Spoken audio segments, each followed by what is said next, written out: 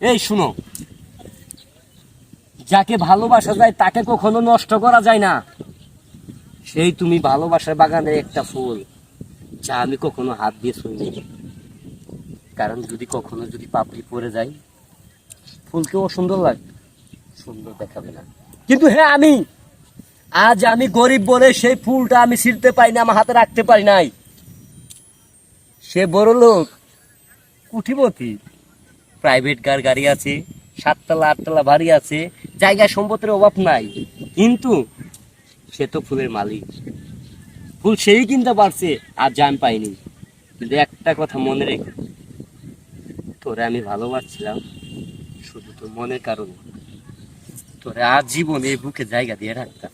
হ্যাঁ, বিশ্বাস করো, তুমি না, তুমি আমার ভুলে গেছো না। আমার মনে বিন্দু পরিমাণে কষ্ট হয় নাই, একটুও কষ্ট হয় নাই। কিন্তু কষ্ট হবে একদিন, যেদিন শুনবো তুমি সুখে আর সুখে নাই।